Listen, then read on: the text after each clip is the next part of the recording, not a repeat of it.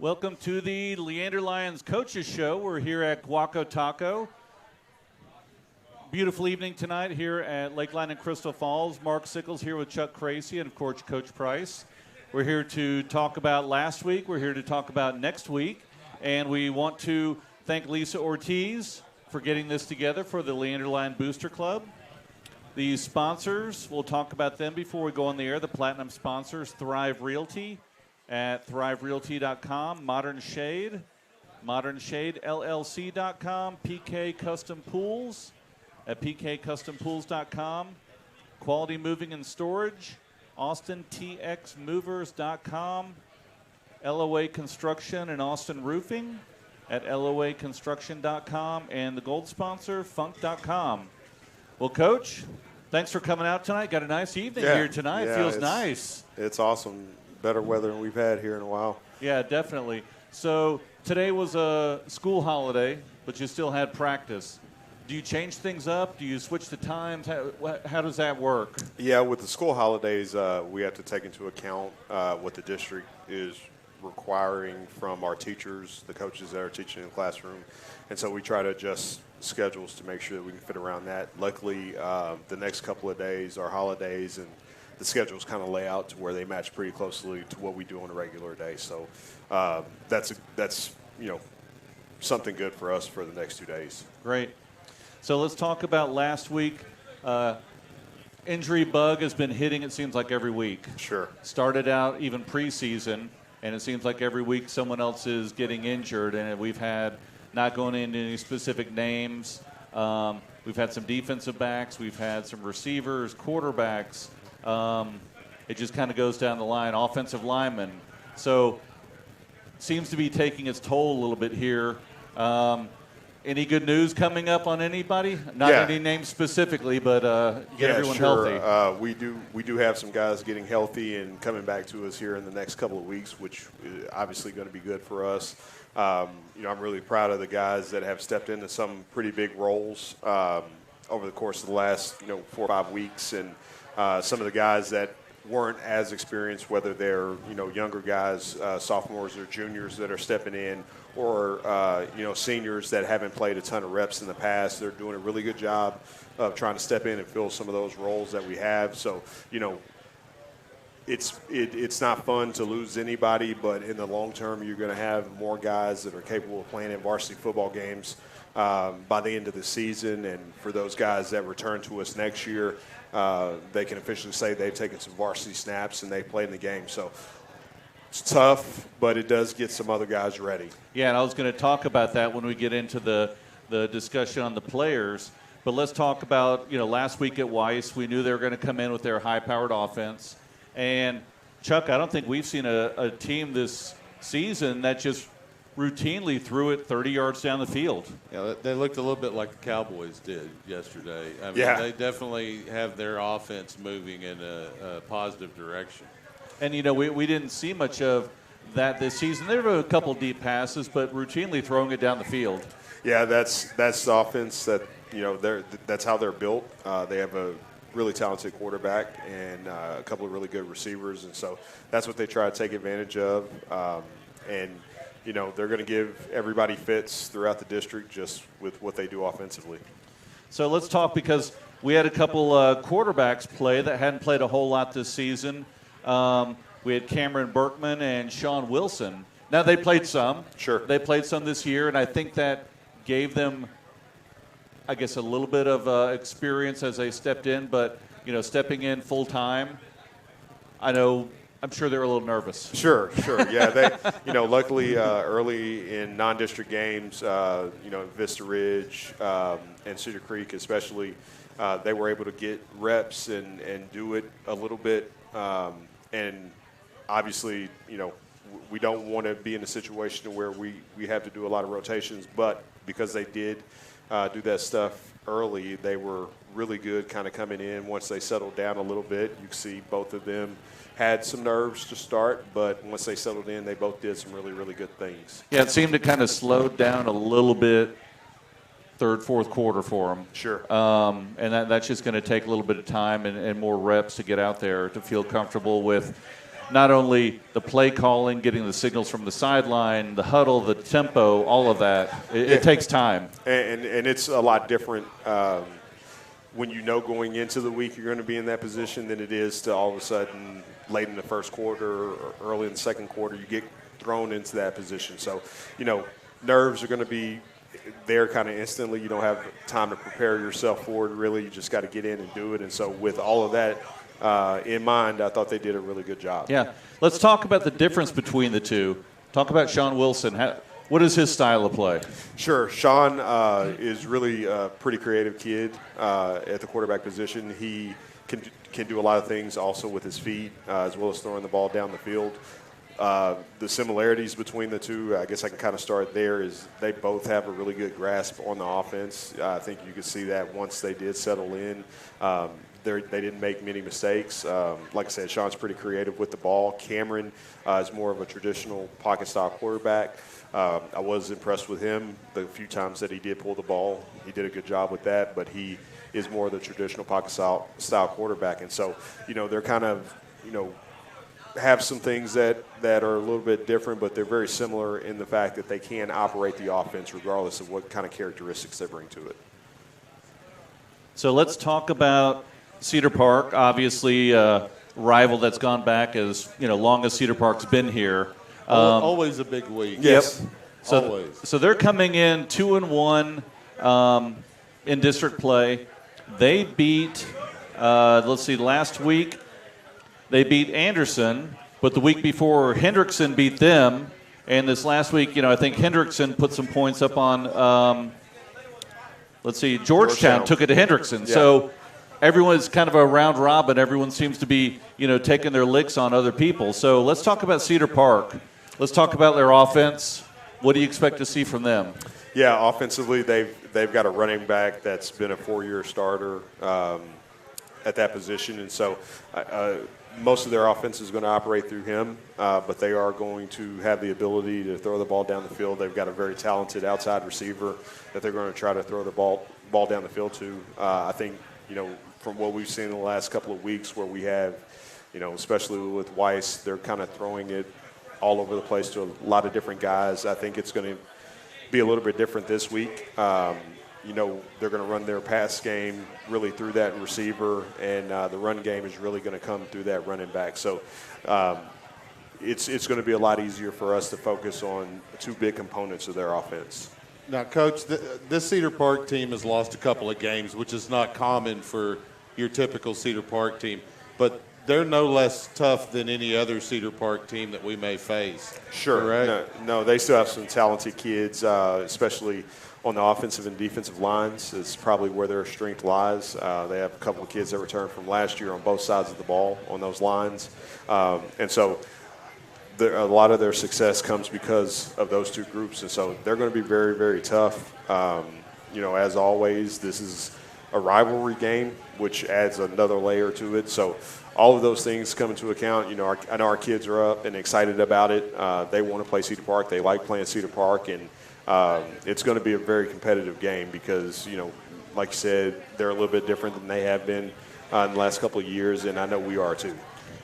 Well, now, one of the things that's unique, it happens with a lot of the teams we compete with in the area, but especially with schools like Cedar Park and Glenn, where these kids have grown up competing against these other kids at the other schools in a myriad of sports throughout their life at this point. So talk about how that plays into it a little bit. Yeah, I think the kids here at Leander and at Glenn High School probably have, closer relationships than they do with the Cedar Park kids, just because they go to LMS together, a lot of them, and RBMS now more of those kids come to Leander High School. So I don't know that there's as much connection with Cedar Park as there is with Glenn, but there's still definitely a big connection. They've competed CPYL and all of those youth leagues together. They know the kids, parents know one another, and so there's going to be obviously a little extra with the game because they're competing against friends. Always a little bit extra. Yeah. In this one especially. Definitely. No, it was good to see, going back to the quarterbacks, I expect them to step up a little bit more this week, a little more responsibility. They're getting more reps in practice. Sure. Wilson had the nice touchdown pass. I think Salazar, his first touchdown here at high school level. We also saw Burkman throw a deep one down the sideline as well. Sure. So, we saw some of their strengths as well. And how are they acclimating to, I know this is the first day of practice, but basically being out there and saying, hey, let's go? They did a really good job at practice today. They asked a lot of questions, for clarity when there was something they didn't quite get, which is always important to get these guys to ask questions so that we can clear those things up for them. So they did that part really well. They did a good job leading their teammates through drills and those things. So, this is not something that's necessarily new for them, even though, you have a starting quarterback. I think throughout the season, those guys have gotten a ton of reps, so it's not something that was completely new. They just were, required to be a little bit more vocal than they have been in the past, and I think they stepped up and did that. Well, and the speed's a little bit faster in a game than even practice. Sure, absolutely.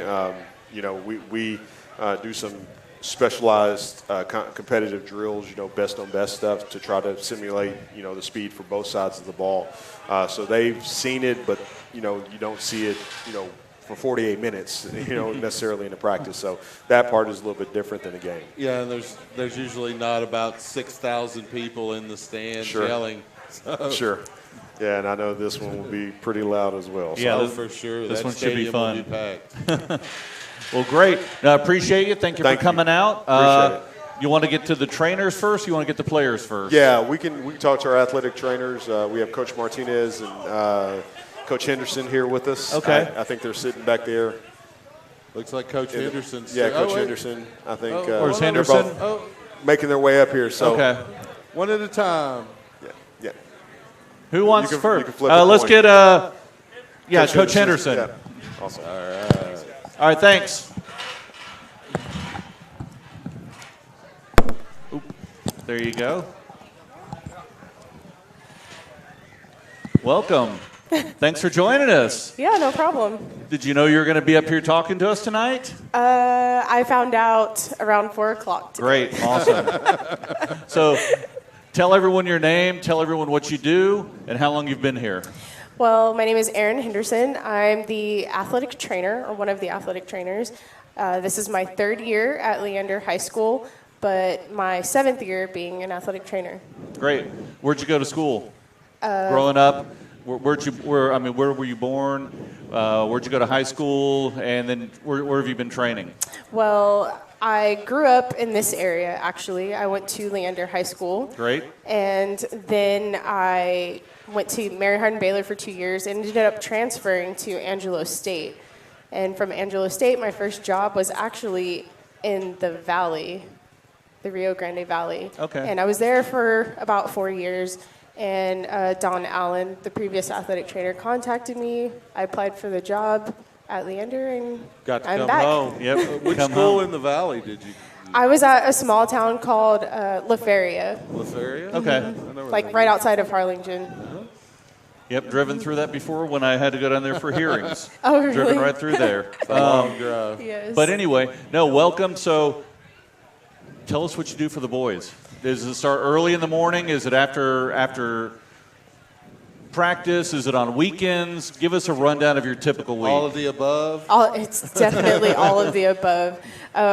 I don't see him as much on the weekends. That's primarily Coach Martinez. And unfortunately, not even every Friday. I'm sometimes with volleyball. If there's a home game, I'm with them. We're kind of split in that sense, which is different for me. I'm so used to being with football throughout the entire time, volleyball throughout the entire time. So I had to get used to that coming back here with volleyball being on Fridays as well as football. So that's a little bit different. But as far as what I do for the boys, it starts early in the morning. We have treatments as early as 7 a.m. And, moving back here, I was surprised to see, the kids that do show up, the amount of kids that do show up that early, their dedication. Definitely appreciate it. If they're going to work hard, to get back, I'm going to work hard to get them back. Most And then- definitely. So, did you play volleyball? No. Okay, I was wondering why you missed it or something. No. I didn't play volleyball, but I definitely respect the sport. I was a gymnast growing up, Okay. so yes. That's one of the tougher sports. Gymnasts and cheer have the most injuries of any of the sports. For sure. Is that what drew you to training? Actually, yes, it did. I wanted to be an orthopedic doctor, but when I got to Leander High School, I got involved in the sports medicine program and really enjoyed it to the point where I was like, hey, maybe I can make a career out of this too. Well, and it's a one of the many ways that you can give back and still earn a living. Yes. And have a satisfying job. Yes, definitely that. So, are you with them over the summer at all when they're going through their preseason workouts? Are you there out on the field with them? Or you just see them if they come in with tweaks or anything like that? Not as often during the summer. However, we do get phone calls throughout the summer, and I'll make a trip up there, and kind of like as needed type thing. Okay. How We'll go often up do there. you get that call in the summer when it's like I crashed my bike or my skateboard? I think I got about 3 phone calls. Other than that, they kind of let me enjoy my summer. That was my biggest fear when I coached kids was, that they would break their arm on a skateboard or something. Yep. Oh, I know. It definitely is every coach's fear. I think we've had a few of those. Oh, I was doing something and it wasn't even sports related. Right. So what do you mostly treat most of the players for? Is it wrapping ankles? Is it bumps and bruises, strains, stretching them? Has to be ankles. A little bit of everything? It's a little bit of everything, but I do think I wrap my fair share of ankles. At least from my memory of playing, everybody got both ankles wrapped almost every practice. So. Yes.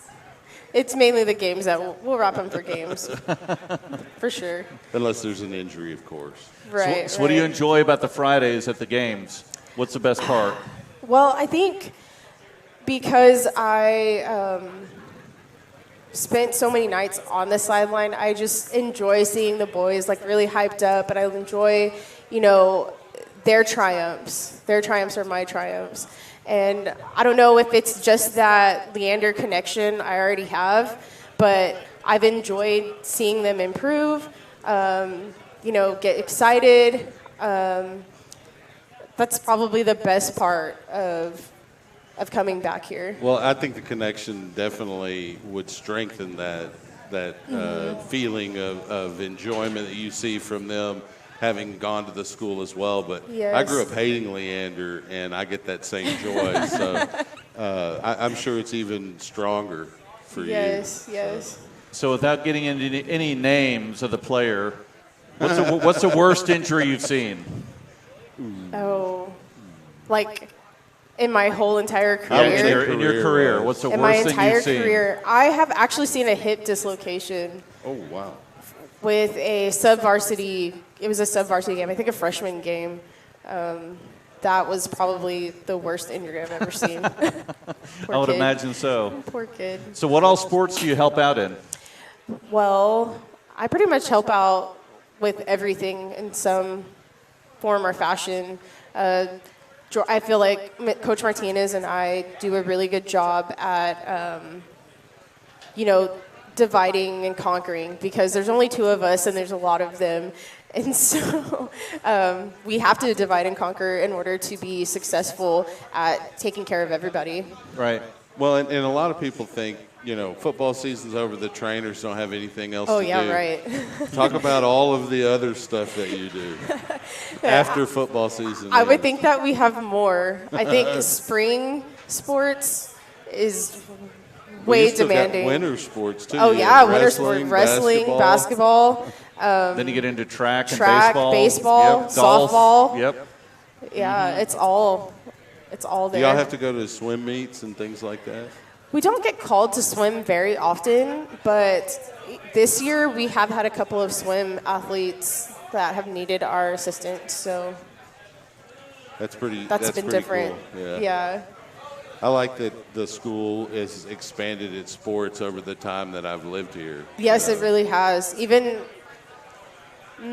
it's about the same as whenever I went to school here. I think it's been. Well, I've been here a long time. Yeah, I was about to. It's only been like 13 years for me. Since about 90, well, about 89 technically, but in Leander about 98. 98. Okay, okay. So we're looking forward to another game this weekend. Yes. Hopefully no more injuries. We've seen too many so far. Too many. I know. We can't name names or anything, but it's been disappointing to see a bunch of the players go down and just like, oh. It's the nature of that sport. Yep. Yes, really and sometimes you just have seasons like that. Yep. Well, thanks for coming up and Yeah, joining us. no Appreciate problem. it. No problem. All right, let's get Coach Martinez up here.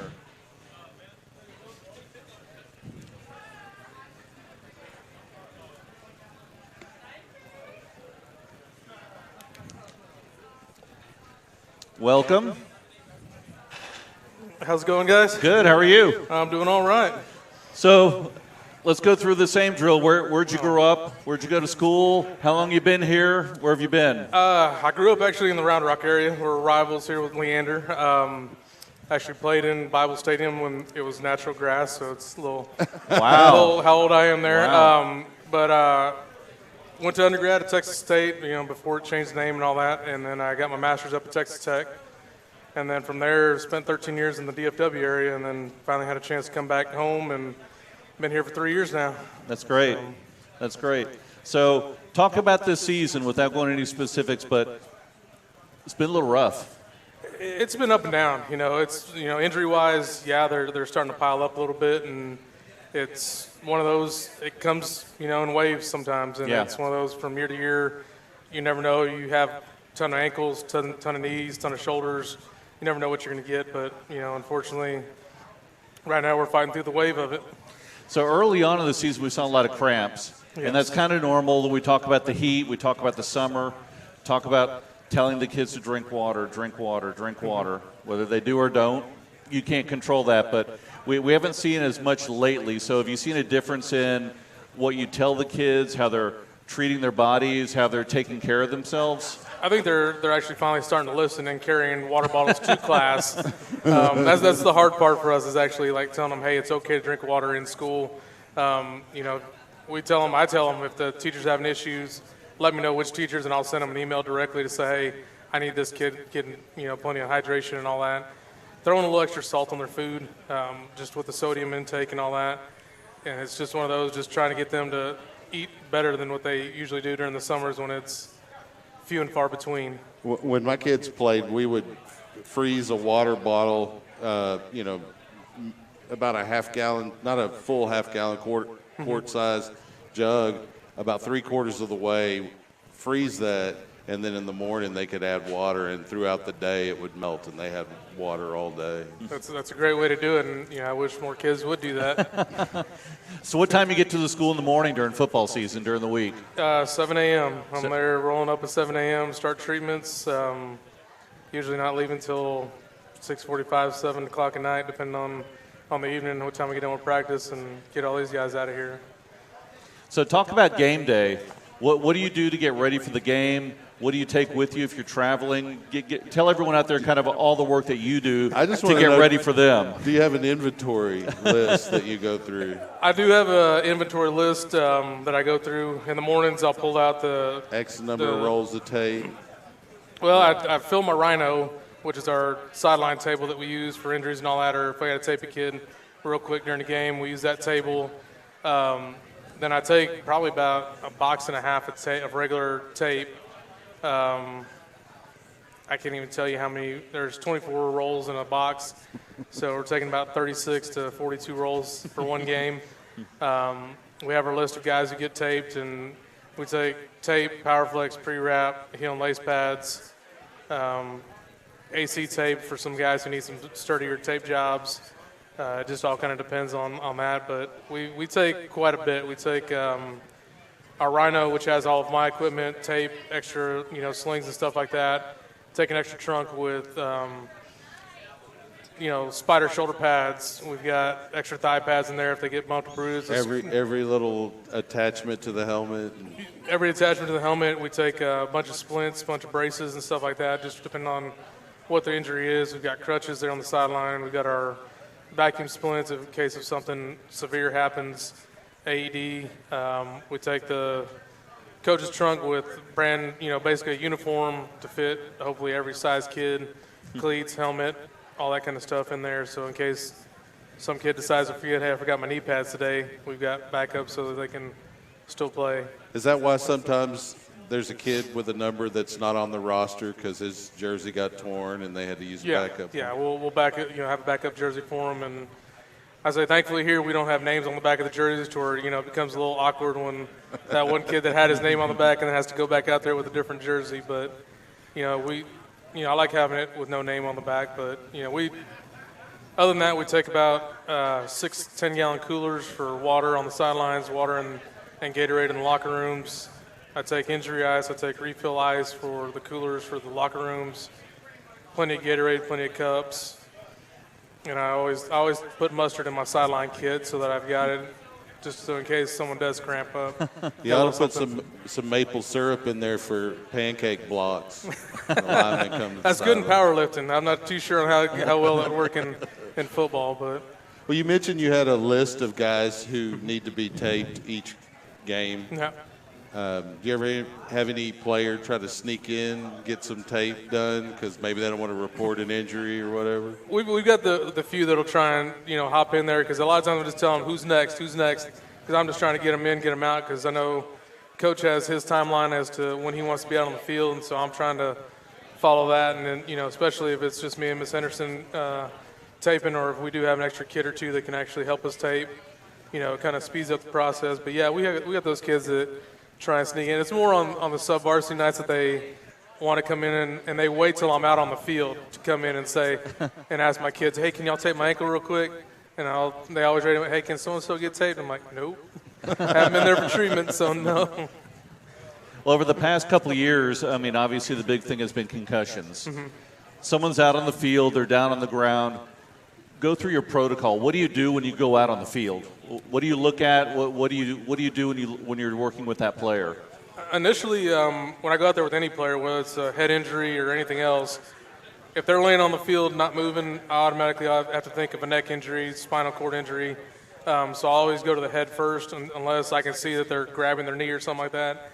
Then I may come to their side. But if both of us are going out there, whoever gets to the head first, we always go to the head to kind of stabilize, make sure nothing else is going on, they're not having any numbness or tingling. But we got our quick questions that we ask to make sure there's any deficits in their arms or legs or anything that it would make me think of, oh no, I need to spine board this kid. But a lot of times, yeah, it's, get out there, ask them a few quick questions, what's going on, where does it hurt? And, a lot of times if it is a concussion, you'll see that they kind of start grabbing their head or they're kind of stumbling around or anything, something like that we notice. And hopefully the ref notices it, because a lot of times I'll go out there and I'm yelling, blow the whistle, as I'm already going out there if I can already tell something's going on with that kid. Have you ever had to put someone on a board during your career? Yes, I've had to spine board, I think it's 24 kids, and all of them thankfully have walked away just fine. Well, you're being cautious. Yeah, overly. One kid out unconscious completely and didn't regain consciousness until we were literally loading him into the ambulance, and thankfully everything was okay with him. But well, it's pretty rare, but there can be a severe injury in that situation. And it's one we don't play around with, head injuries, and like I tell all these guys when they have them, like, guys, don't joke around with this. It's something that if that's not working, the rest of them's not working, and I don't want to have conversations with parents about. And that's one of the safety improvements in the sport of football that have occurred over the last several decades, because when you or I or Mark played, that was just part of the game. You got I got my bell rung, mm-hmm. and you were expected to be out there the next series. Yeah, exactly. So a lot's changed from then, and even looking back at it, it's like, wow, even going back on myself on how many times I played with concussions, and it was just kind of one of those. It's scary, right? Yeah. Especially when you see all the CTE stories mm-hmm. and stuff, and people, taking drastic decisions in their life that affect so many people. So. And just the size and speed of the kids now versus when we were there. Oh, I know. It's just we probably amazing. averaged about 225, and I dragged us down because I was 185 on our offensive line. So, and now you can't play a team that doesn't average or at least 280 on the line. Yeah. And the size of the kids have gotten so much bigger, and it's one of those, it's like, guy my size was starting as a sophomore at what's now the 6A level, but I was going against guys the size of Coach Beef and all that, and it just, wondered how I made it through most of the time. Yeah. No, I know that we appreciate all that both of you do. I know the kids do, the parents do. And it's just great to have you guys out there just to be so involved and to work with the kids, and it's a great deal. Yeah. Definitely.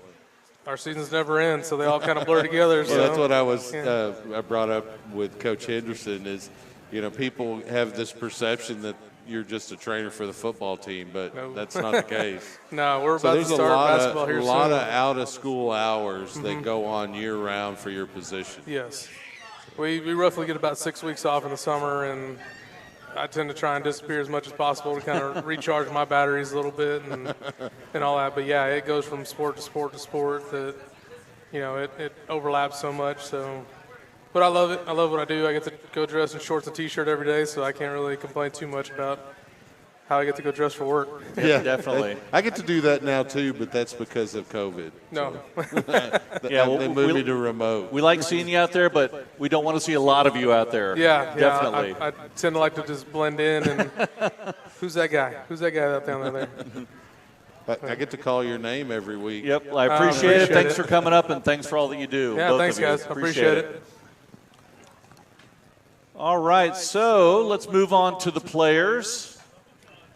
I believe Coach wants to have Sean Wilson. Are you here? Sean Wilson, come on down.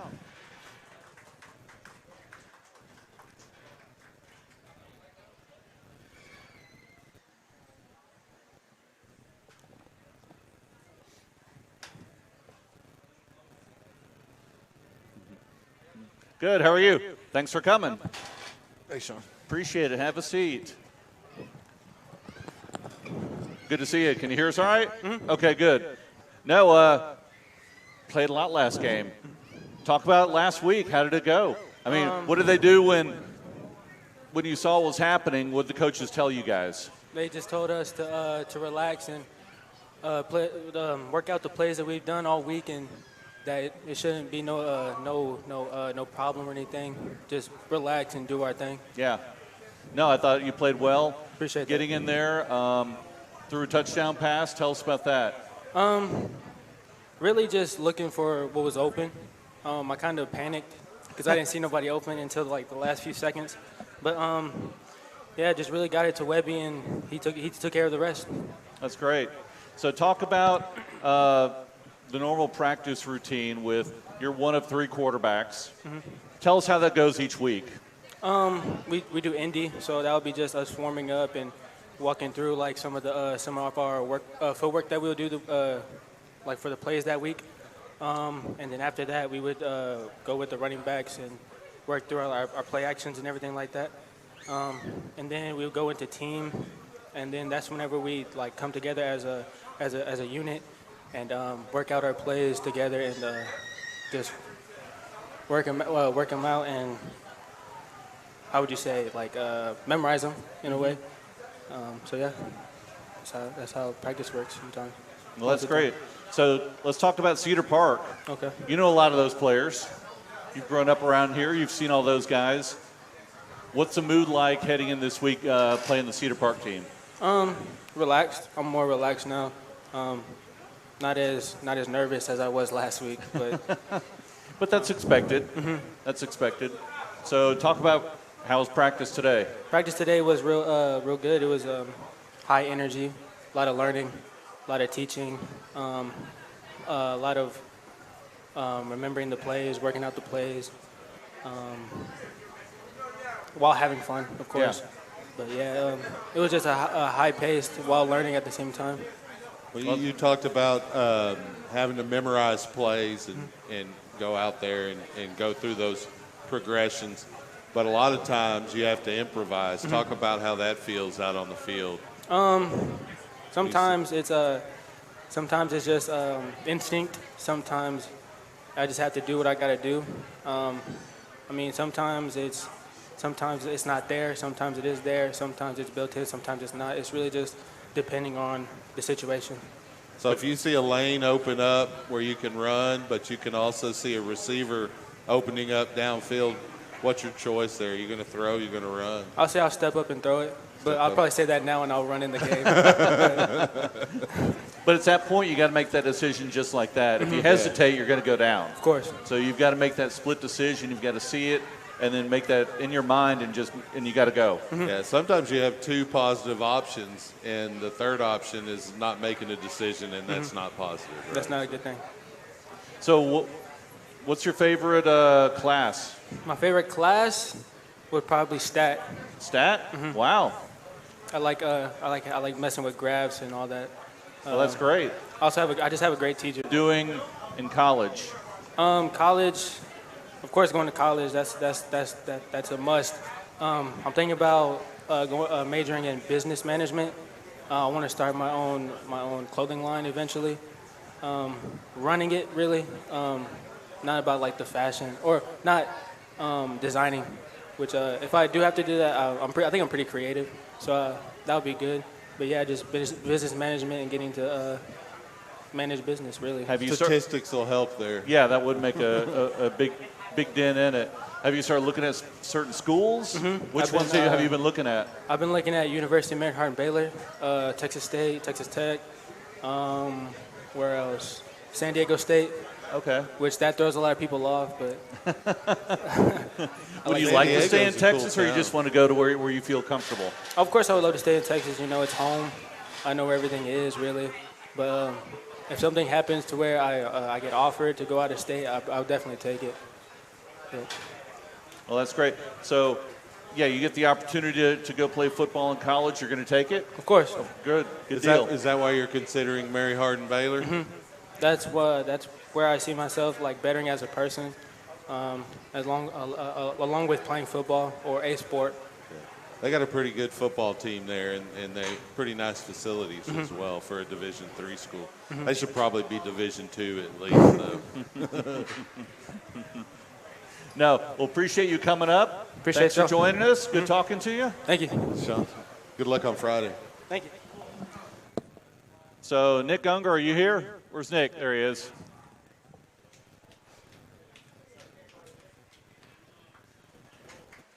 He's still chewing food. Yep. Got him right in the middle of the meal. How are you? Thanks for coming up.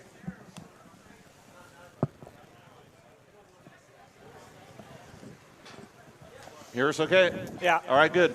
So let's talk about the season. Yeah. How's it been going so far? It's been up and down, mixed emotions, but I've been happy. We've had some good success as a team, so I've been feeling good about it.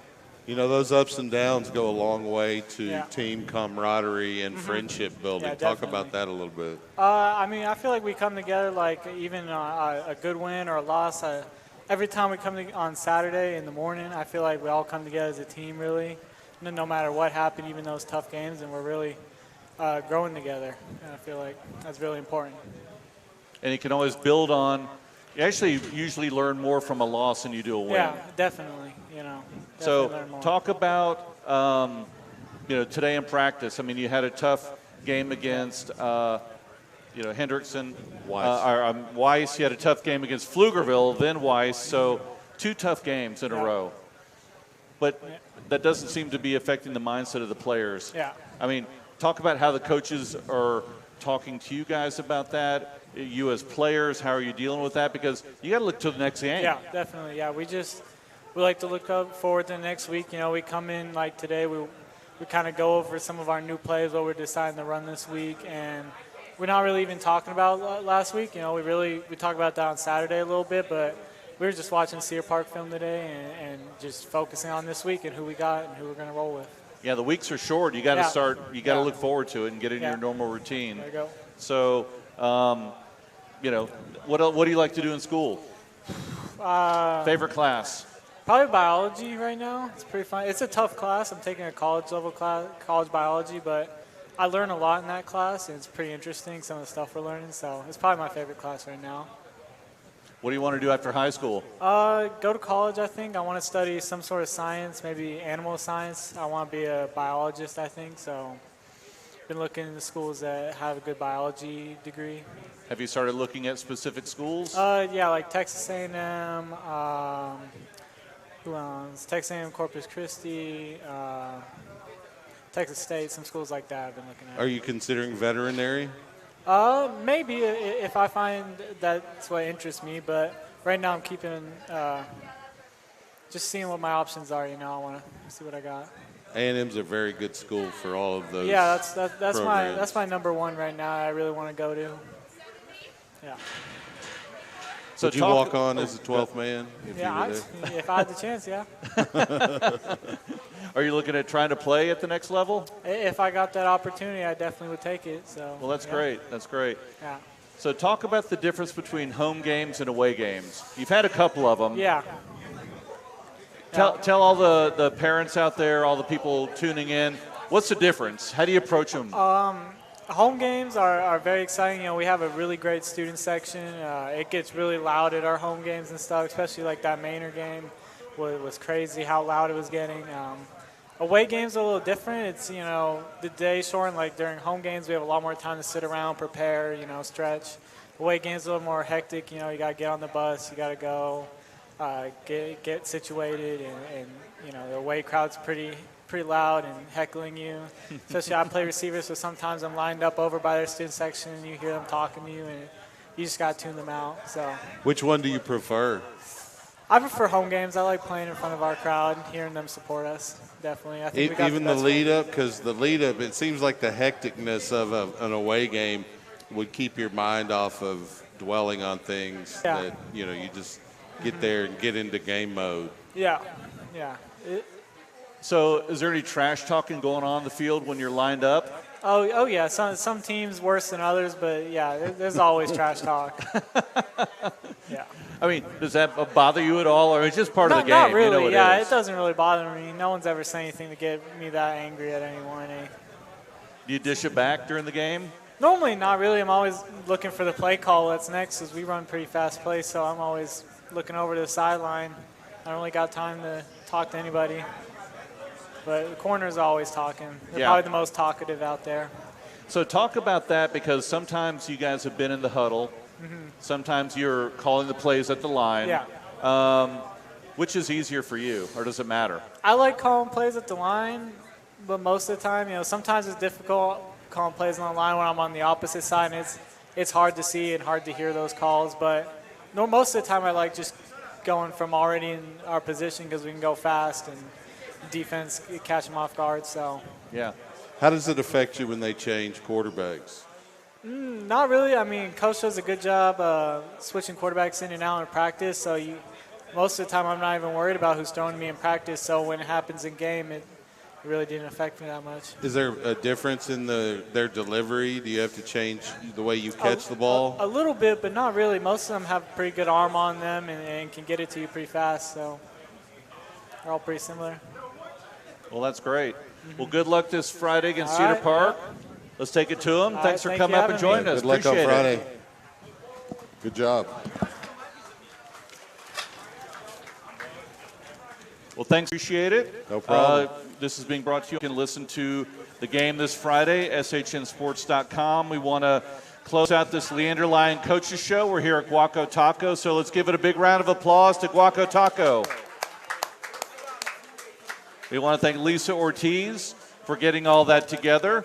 So we'll end it tonight. We've got a big game this week against Cedar Park. It's at Gupton Stadium, 7 o'clock. So all of you, let's go out and let's get a big fan support base out there, and let's have fun. Let's take it to them. Thanks for tuning in. We'll see you on Friday.